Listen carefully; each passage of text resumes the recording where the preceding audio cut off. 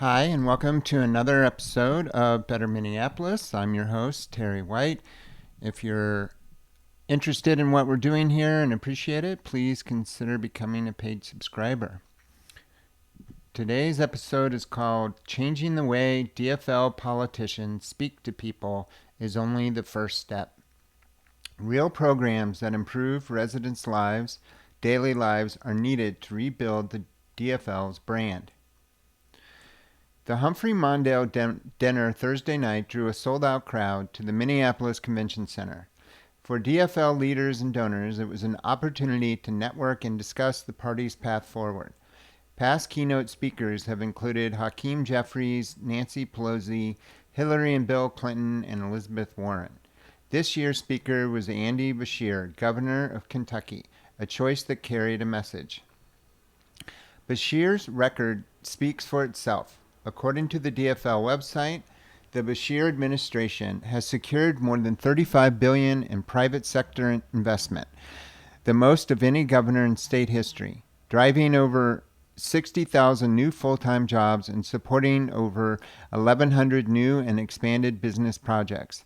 Under his leadership, Kentucky has achieved record budget surpluses and experienced historically low unemployment rates. That's a resume most governors envy. It also gives weight to his central message. Democrats need to stop using jargon like, quote, justice-involved individuals, end quote, and start speaking normal language, as Paula Chesley, who attended the event, shared with us. Beshear understands the reputational damage Democrats have inflicted by importing language from sociology seminars into everyday conversation. Surveys confirm it. People dislike Trump, but they dislike Democrats even more.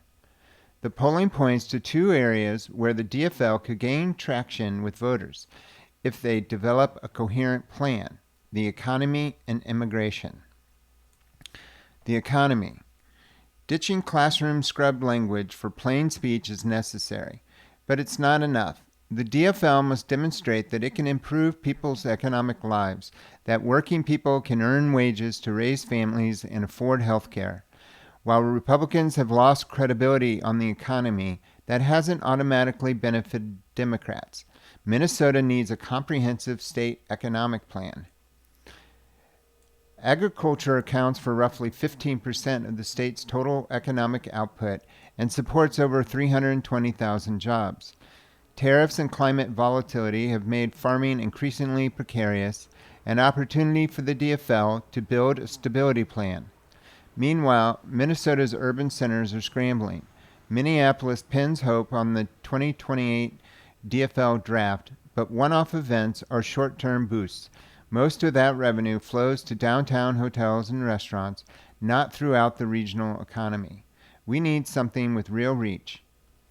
Rochester offers one model: a strategic focus on healthcare and life sciences, advanced manufacturing, technology and software, and education. We don't need to copy it, but we do need a regional plan that actively encourages businesses to locate here. Right now, a company considering Minneapolis faces a wall of regulations and taxes first. Amenities like parks, schools, and community come second, if at all. Outsiders see instability and chaos. There are real differences between the state's DFL's message and Minneapolis's more DSA-aligned wing. But unless you're deeply embedded in local politics, you won't grasp those distinctions. What you see instead is a city divided, one that seems hostile to the conditions that attract jobs and investment. The math is simple. We cannot shrink the tax base by driving out employers while expanding government employment. Immigration. Minneapolis residents earn the recognition they receive for their response to ICE enforcement. At great personal risk, many stepped between federal agents and their immigrant neighbors. We showed the world what people-powered resistance looks like when facing government overreach. But what's next? Opposing Trump is part of the answer, though without Senate control, Democrats will be reduced to Instagram complaints. The harder work begins with sanctuaries that actually function. Minneapolis welcomed a large influx of Ecuadorians fleeing gang violence and economic collapse. That was the right call, but it requires a real plan. When these families enter our schools, we need Spanish language teachers to support them. Without that preparation, something dangerous happens. Residents who initially supported sanctuary policies watch their schools and neighborhoods struggle under the strain and grow resentful. It's not racist to demand that politicians who pass sanctuary policies fund the services those policies require. When they don't, it reads as precisely the kind of poor governance that pushes people away from the DFL and into the arms of alternatives. Republicans understand this vulnerability well. They've bused migrants to blue cities, then deployed a media apparatus of cable news and content creators to document the resulting chaos. A strong DFL immigration policy must be both enforceable and affordable. Without it, the party will remain a target. Reckoning. Both party conventions, DFL and Republican, offered ample evidence that it might be time to rethink the endorsement process altogether.